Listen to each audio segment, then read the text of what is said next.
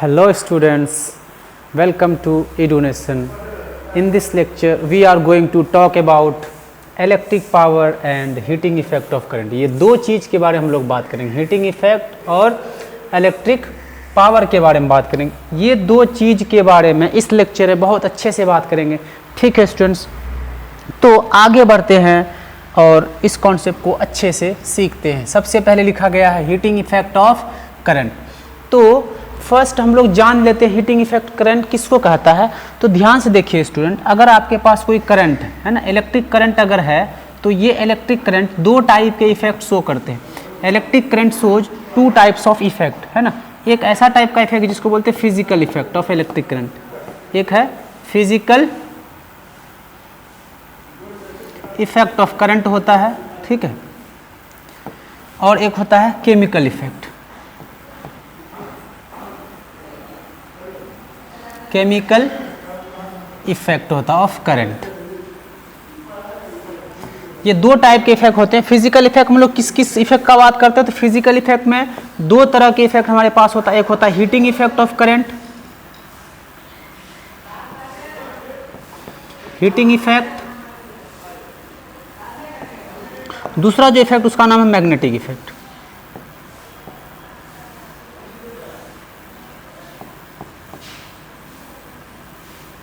ठीक है, देखिए हीटिंग इफेक्ट में क्या होता है। हीटिंग इफेक्ट में इलेक्ट्रिक करंट हीट प्रोड्यूस करता है और मैग्नेटिक इफेक्ट में करंट मैग्नेटिक फील्ड प्रोड्यूस करता है, ठीक है। और केमिकल इफेक्ट में हम लोग रिएक्शंस कराते हैं, जहां पे इलेक्ट्रोप्लेटिन के बारे में पढ़ते हैं, ठीक है। तो स्टूडेंट्स यहाँ पे जो हम लोग को पढ़ना heating effect of current. It means electric current का वह इफेक्ट जहाँ पे इलेक्ट्रिक करंट हीट प्रोड्यूस करता है। क्या होता है ये, तो जब भी इलेक्ट्रिक करंट किसी कंडक्टर से पास करता है, उस कंडक्टर में कुछ अमाउंट ऑफ हीट प्रोड्यूस होता है। That heat is produce due to the flow of electric current, so this is known as heating effect of current. चलिए डेफिनेशन को यहाँ पे अच्छे से पढ़ते हैं। डेफिनेशन लिखा हुआ है student, production of heat in a conductor due to flow of electric current through it is called heating effect of electric current. अगर आपके पास यहाँ पर कोई कंडक्टर रखा हुआ है स्टूडेंट, यहाँ पर आपके पास कोई कंडक्टर रखा हुआ है ना, चलिए ये यहाँ पे आपके पास कंडक्टर है और इस कंडक्टर से आप इलेक्ट्रिक करंट पास करा दिए। अगर मान लीजिए नाइक्रोम का वायर है, जो वायर हीटर में लगाया जाता है ना। अब इस कंडक्टर से आप जब इसमें इलेक्ट्रिसिटी पास करेंगे, है ना, तो electric current from positive side to negative side चलना स्टार्ट कर देता है। इस डायरेक्शन से करंट निकलना स्टार्ट करेगा, इधर से करंट निकलना स्टार्ट करेगा, ठीक है। और यहाँ पे कुछ हीट प्रोड्यूस होगा। ये जो हीट प्रोड्यूस हुआ है, the production of heat is due to the flow of electric current, so this effect is known as heating effect of current. यानी किसी कंडक्टर पे अगर इलेक्ट्रिसिटी पास होता है तो उस कंडक्टर पे हीट का प्रोडक्शन होता है, that is called heating effect of current. चलिए अब इसको और अच्छे से समझते हैं। क्या लिखा है यहाँ पे, कितना हीट प्रोड्यूस होगा, उस अमाउंट को भी हम लोग निकालेंगे। एक कंडक्टर पे कितना हीट निकलता है, उस अमाउंट को निकालते हैं। तो जब किसी कंडक्टर पे चार्ज फ्लो करता, पोटेंशियल डिफरेंस लगाने के बाद चार्ज फ्लो करता, कुछ ना कुछ वर्क होता है, उस वर्क को इलेक्ट्रिकल वर्क कहा जाता है। जब किसी कंडक्टर पे हम लोग पोटेंशियल डिफरेंस अप्लाई करते हैं, यहाँ पे कंडक्टर है, अगर इस कंडक्टर पे पोटेंशियल डिफरेंस V अप्लाई कर दें तो यहाँ पे चार्ज फ्लो होना स्टार्ट करेगा, है ना, चार्ज फ्लो होना स्टार्ट करेगा। इस चार्ज को फ्लो कराने के लिए वर्क होगा, उसी वर्क को कहा जाता है इलेक्ट्रिक वर्क। वही लिखा गया है, the work done in moving an electric charge through a conductor when some potential difference is applied at its end is called electrical work.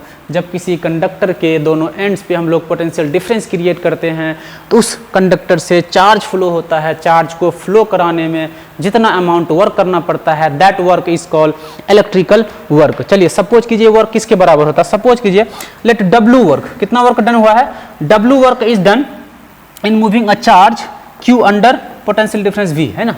Potential difference यहाँ पे V अप्लाई किया, ठीक है, और यहाँ से चार्ज Q मूव किया, Q charge move किया, है ना, Q चार्ज मूव किया और W वर्क हुआ। चलिए इसको अब हम लोग इस रिलेशन को अच्छे से समझते हैं कि कितना वर्क प्रोड्यूस हो रहा है जब इलेक्ट्रिक सर्किट पे हम लोग चार्ज को मूव कराते हैं पोटेंशियल डिफरेंस अप्लाई करने के बाद। इस वर्क को W मान लिया है, तो as we know that V is equal to W divide by Q, ये फॉर्मूला हम लोग पढ़ चुके हैं, इलेक्ट्रिक पोटेंशियल का फॉर्मूला है V equal to W divide by Q, बहुत ही आसान फॉर्मूला है। चलिए अब हमको यहाँ पे वर्क चाहिए। चलिए ये जो पहला जो आपका सिंपल वर्क का फॉर्मूला होगा, W को यहाँ रहने दीजिए आप, W इज इक्वल टू क्या लिखेंगे इसको सर, इस Q को आप इधर भेज दीजिए, तो यहाँ आपके पास V है और यहाँ पे आ जाएगा Q, ये आपका हो जाएगा work is equal to potential difference into Q। V into Q किसके बराबर आया बच्चा जी आपके पास, तो ये वर्क के बराबर आया। ठीक है, ये तो एक वर्क का फॉर्मूला हो गया, एक एक्सप्रेशन हो गया। क्या कोई और एक्सप्रेशन है? हाँ, तो बहुत सारा एक्सप्रेशन है। चलिए देखिए और क्या एक्सप्रेशन है। हम लोग पढ़े हैं, क्या पढ़े हैं सर, करंट बराबर जो होता है, current is equal to sir ये होता है Q divide by T, Q divide by T. अब इस एक्सप्रेशन से सर हम Q को हटाना चाह रहे हैं। अगर यहाँ पे हम लिखें एक और लाइन पे, Q इज इक्वल टू हो जाएगा सर I इंटू में T, तो ये आपके पास Q का एक्सप्रेशन आ गया। अभी आपके पास जो वर्क का फॉर्मूला था, वर्क का फॉर्मूला है सर आपके पास V इंटू क्यू। अब अगर इस एक्सप्रेशन से Q को रिप्लेस कर दें, Q के बदले सब्सटीट्यूट कर दें IT को, क्योंकि Q का मतलब होता है I इंटू टी। अब अगर यहाँ से हटा दें यहाँ पे, तो W इज इक्वल टू आपके पास हो जाएगा V और Q के बदले लिख दो बच्चों IT, Q के बदले IT लिखो, तो एक और एक्सप्रेशन आपके पास वर्क का आया, बहुत important, work is equal to VIT। Potential difference I और T को मल्टीप्लाई कर दीजिए, तो आपके पास वर्क का एक और फॉर्मूला आ गया। ये इतना वर्क किसी कंडक्टर पे होता है। ठीक है, ये किस टर्म में निकाले सर, ये I के टर्म में निकाले। पोटेंशियल डिफरेंस लगाए तो उसमें कुछ करंट I फ्लो हो रहा था, कुछ T टाइम तक फ्लो हुआ, इतना करंट, इतना वर्क इसमें प्रोड्यूस हुआ, VIT के बराबर। चलिए अभी इस एक्सप्रेशन पे क्या करते हैं हम, इस एक्सप्रेशन पे V को चेंज कर देते हैं, इस एक्सप्रेशन पे V को चेंज कर देते हैं। तो फ्रॉम ओम्स लॉ हम लोग पढ़े हैं, क्या पढ़े हैं sir, V is equal to I R के बराबर होता है sir, V is equal to I R होता है सर, है ना। जब ये V is equal to I R होता है सर, तो V को हटा के हम आई आर बिठा सकते हैं यहाँ पे, तो V को हटा के आप आई आर लिखेंगे, तो W आपका जो हो जाएगा work done is equal to हो जाएगा V के बदले आप लिखिए I into R, V is equal to I R और आई आर आई टी, पहले से है I के जगह I और T के जगह T, अब लिखेंगे I इंटू आई, ये आपके पास बन जाएगा I स्क्वायर और आर टी। ये बहुत इंपॉर्टेंट एक्सप्रेशन है, work is equal to I square R T. इसी को हम लोग बाद में जाके पढ़ते हैं Joule's law of heating, Joule's law of heating. ठीक है, इसको बहुत अच्छे से पढ़ेंगे। चलिए एक और एक्सप्रेशन देखते हैं, इसका क्या करते हैं, एक और एक्सप्रेशन देखते हैं। अभी आपके पास आया work is equal to I square R into T. इस एक्सप्रेशन को बोला जाता है जूल्स लॉ ऑफ हीटिंग।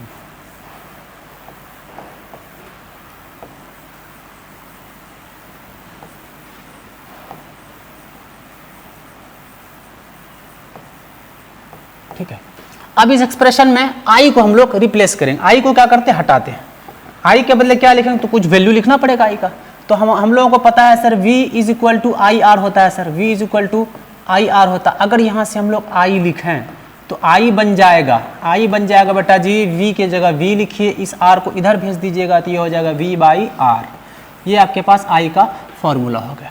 अब यहाँ पे बैठाइए आप W is equal to I square, I के बदले लिखिए आप V by R, V divide by R, इसका स्क्वायर है तो आप स्क्वायर कर दीजिए, है ना। फिर R पहले से तो R लिखिए, इंटू T पहले से तो T लिखिए। ठीक है, अब इसको अच्छे से सॉल्व कीजिए, तो ये हो जाएगा V square by R square, फिर इंटू R, फिर इंटू R इंटू T। यहाँ पे R स्क्वायर, यहाँ पे R कट जाएगा, ऊपर बचा आपके पास V डिवाइड बाई R और यहाँ पे बचा T, V square by R into में T। तो आपके पास ये भी वर्क का फॉर्मूला होता है। तो वर्क का कितना फॉर्मूला आया आपके पास, तो सर वर्क का जो आपके पास फॉर्मूला आया, वर्क इज इक्वल टू आपके पास आया सर V इंटू में Q। सर यही वर्क आपके पास आया sir V into I into T के बराबर। सर यही वर्क आपके पास आया sir I square into R into T sir, और यही वर्क आपके पास आया sir V square by R into में टी सर। तो ये सारे आपके पास वर्क का फॉर्मूला हुआ। लेकिन हम लोगों को तो पता करना है सर कि कितना हीट प्रोड्यूस हुआ, तो ये जितना भी वर्क है, ये सारा वर्क कंडक्टर में किस फॉर्म में जमा होगा, all the work is storage as heat, work in the conductor.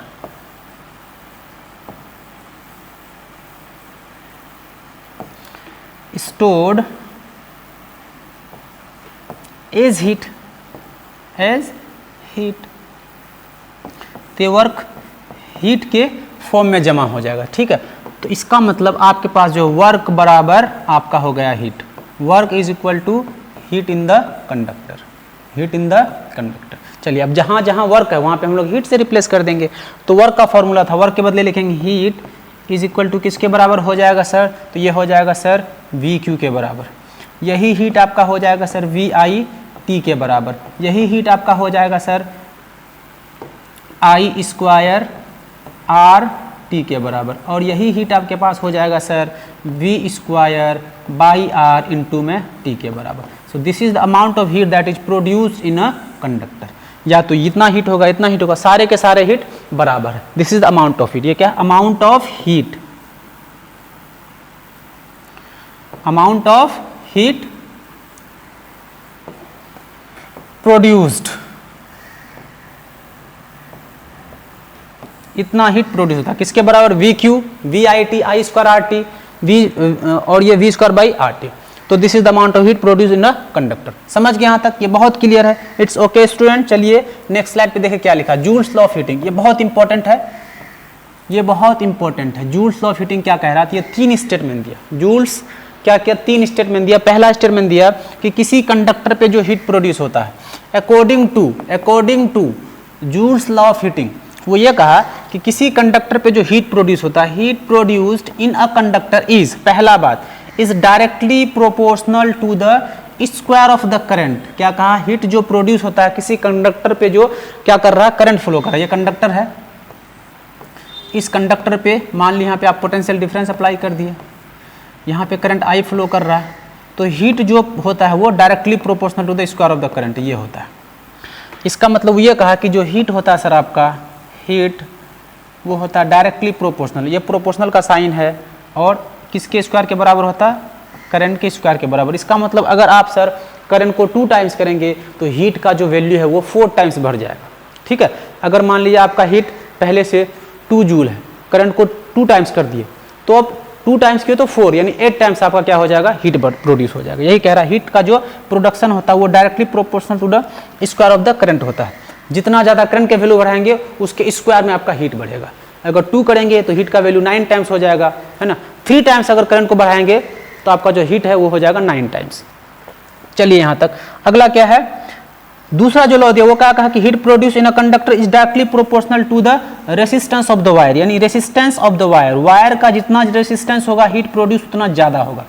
Wire का रेसिस्टेंस जितना ज़्यादा होगा प्रोडक्शन ऑफ हीट भी उतना ज़्यादा होगा। वही कहा स्क्वायर ऑफ द करंट के बराबर होता है और directly proportional to the resistance of the conductor के बराबर होता है। एक और लॉ दिया हुआ, तो तीसरा लॉ क्या था, तीसरा लॉ कहा कि जितना देर तक चलेगा हीट प्रोड्यूस उतना ज़्यादा होगा। वही कहा heat produce in a conductor is directly proportional to the time for which current flowing through it.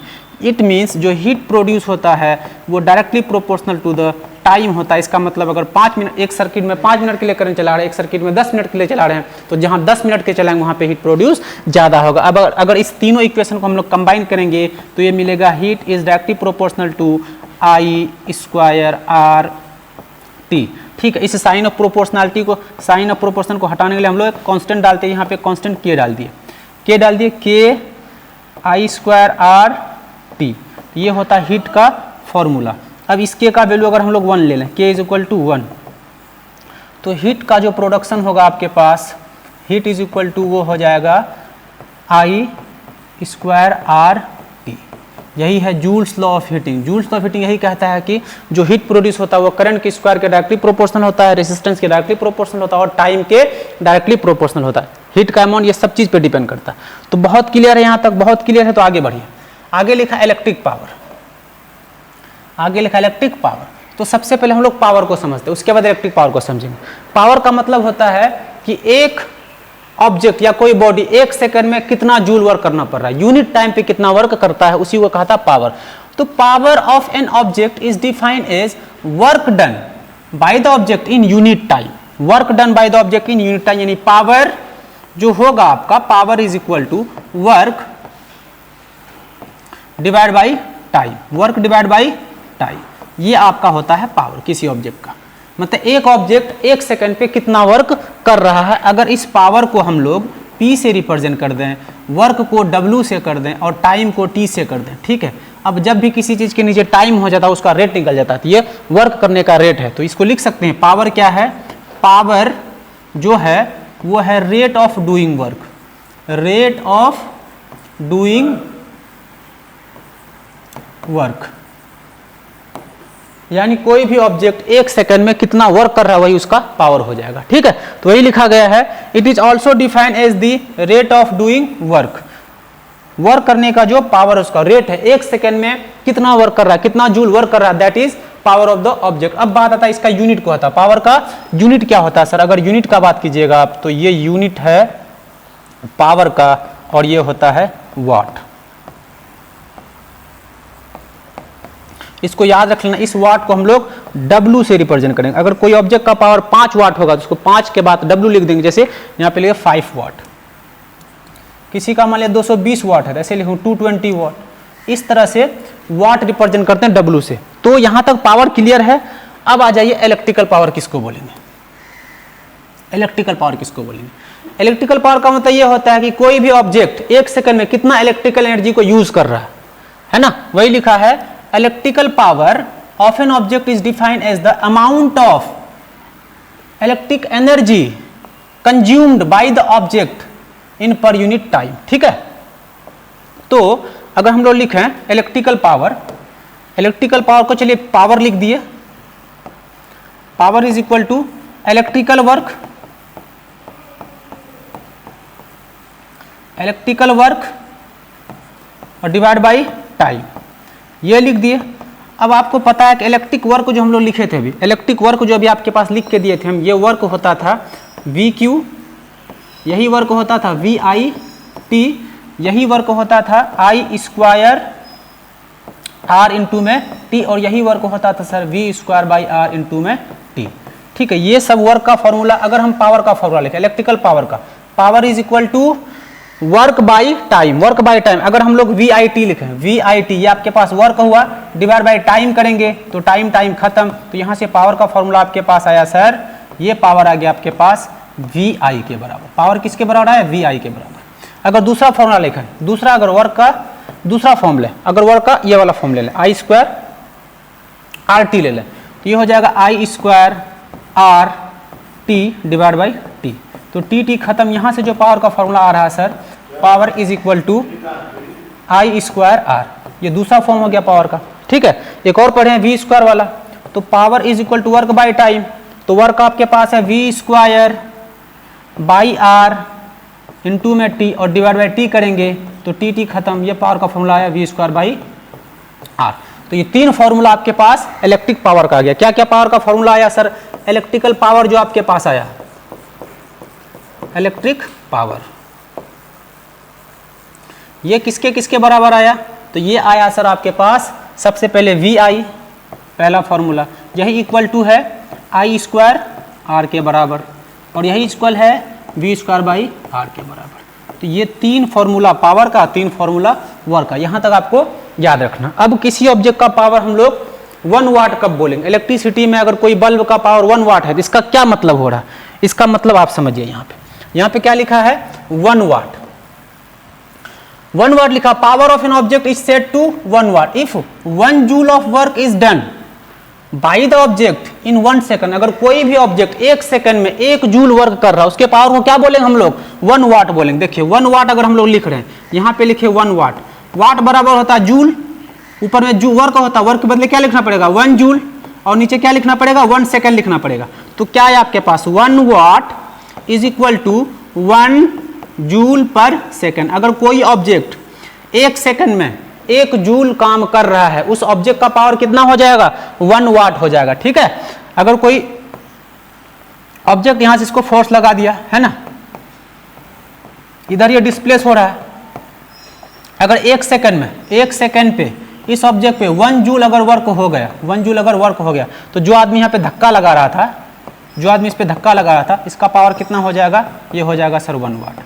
Simple सा मतलब है कि कोई भी ऑब्जेक्ट अगर 1 सेकंड में 1 जूल वर्क कर रहा है तो उस ऑब्जेक्ट का पावर हो जाएगा 1 वाट। इस डेफिनेशन को रट जाना है।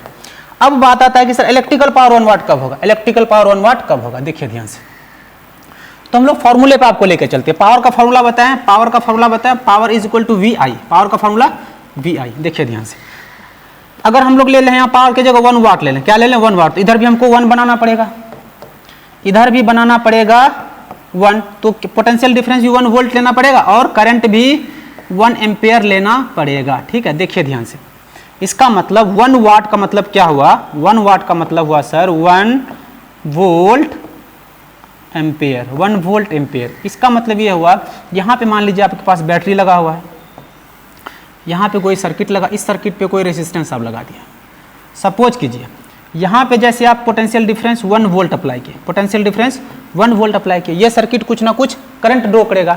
अगर यहाँ पे करंट का वैल्यू कितना हो जाए, 1 एम्पेयर हो जाए, अगर कोई बल्ब लगा दिए 1 वोल्ट बैटरी से, 1 वोल्ट बैटरी से अगर कोई बल्ब लगा दिए, अगर ये बल्ब 1 एम्पेयर करंट को फ्लो कर रहा है, 1 एम्पेयर करंट को ड्रॉ कर रहा है, तो उस बल्ब का पावर कितना हो जाएगा सर, तो हो जाएगा सर 1 वाट हो जाएगा। इसका मतलब कोई भी इलेक्ट्रिकल अप्लायंसेस अगर हम लोग सर्किट पे लगा दिए, 1 वोल्ट के सर्किट पे लगा दिया, अगर वो कितना करंट ले रहा है सर, 1 एम्पेयर करंट ले रहा है, तो उस बल्ब का जो पावर होगा या उस रेसिस्टेंस का जो पावर होगा सर वो हो जाएगा 1 वाट। वही लिखा गया है, electrical power of an object is 1 watt if 1 ampere of current flows through it having 1 volt potential difference. 1 volt potential difference लगाने पे अगर 1 एम्पेयर करंट ले रहा है वो, तो उस इलेक्ट्रिकल अप्लायंसेस का जो पावर हो जाएगा बेटा वो हो जाएगा 1 वाट। चलिए यहाँ तक क्लियर है।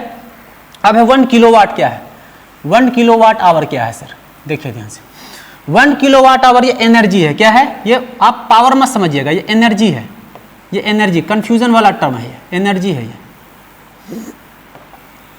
देखिए ध्यान से, जैसे अभी हम लोग बताया वाट, यहाँ पे क्या बात किया वाट, तो अगर हमारे पास 1 किलोवाट है, क्या है 1 किलोवाट, जब भी किलो लग गया 1 किलो का मतलब 1000, 1 किलो मीन्स 1000, इसका मतलब हुआ 1000 वाट। इसको याद रख लेना, 1 किलोवाट इज इक्वल टू 1000 वाट। ठीक है, यहाँ तो कोई दिक्कत नहीं है। अब 1 किलोवाट आवर को समझते, 1 किलोवाट आवर क्या लिखा है, 1 किलोवाट आवर किसके बराबर होगा, देखिए ध्यान से, आप 1 किलो है, 1 किलो बदले आपके पास क्या आएगा 1000 वाट और फिर यहाँ पे आवर। ठीक है, अब देखिए ध्यान से, इसको हम लोग क्या कर रहे हैं, 1 किलो, इसको तो रहने देते हैं, इसको 1000 रहने दिए, वाट को हम लोग लिखते हैं जूल पर सेकंड। वाट किसके बराबर आता, तो वाट आता जूल पर सेकंड के बराबर, वाट किसके बराबर आता जूल पर सेकंड इनटू, अब यहाँ पे आपके पास आवर है, 1 आवर है, 1 आवर में कितना सेकंड, तो यहाँ पे होता है 3600 सेकंड। सेकंड खत्म, तो यहाँ पे क्या बचा, तो यहाँ पे देखिए आपके पास बचा 1000 इधर बचा और इधर पे 3600 इधर बचा। ठीक है, और जूल बच गया। ठीक है, तो इतना जो एनर्जी है 36 पर 3 जीरो यहाँ पे 2 जीरो यहाँ पे 5 जीरो 1 जीरो, चलिए इसको मिटा देते हैं, 1 0 2 3 4 5, इतना जूल वर्क को 1 किलोवाट आवर बोला जाता है। यानी आपके पास अगर इतना एनर्जी है, 36 पे 5 जीरो है, this energy is known as 1 kilowatt hour. 1 kilowatt hour याद रखना है, ये किसका यूनिट है, तो ये एनर्जी का यूनिट है, ये पावर नहीं, ये एनर्जी का यूनिट है, 1 किलोवाट आवर। ठीक है, किसके बराबर होता है, ये होता है 36 पे 50 जूल के बराबर। इसको अगर इसको स्टैंडर्ड फॉर्म में लिखें तो 1 kilowatt hour is equal to, चलिए यहाँ पे पॉइंट लगाते हैं, 3.6, इधर कितना जीरो 5 एक जीरो इधर 3 पॉइंट इंटू 10⁶ जूल। इसका मतलब ये हुआ कि अगर आपके पास 1000 वाट का बल्ब है, कितने वाट का बल्ब है, 1000 वाट का बल्ब है। ठीक है, उस बल्ब को आप 1 घंटे तक चला दीजिए। 1000 वाट का बल्ब 1 घंटे में जितना एनर्जी यूज करता है उसी एनर्जी को बोला जाता है 1 किलो वाट आवर। इसका मतलब 3.6 इंटू 10⁶ जूल एनर्जी। यहाँ तक क्लियर है, तो वही लिखा गया है 1 किलो वाट आवर किसको बोलेंगे sir, it is the amount of energy consumed by 100 watt, sorry यहाँ पे लिखिए 1000 वाट।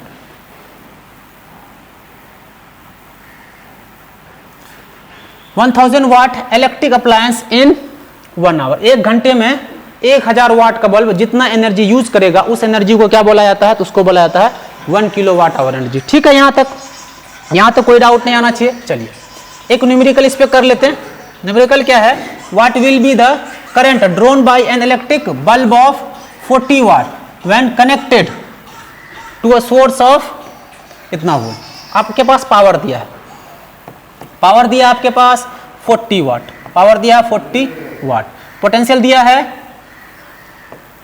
220 वोल्ट्स, ठीक है। अब P है, V है, तो कौन सा फॉर्मूला लगाएंगे? V के टर्म में कौन सा फॉर्मूला आता है? करंट निकालने का, करंट निकालने का आपको, तो करंट वाला फॉर्मूला लगाएंगे। तो P इज इक्वल टू क्या होता है सर? तो P होता है V,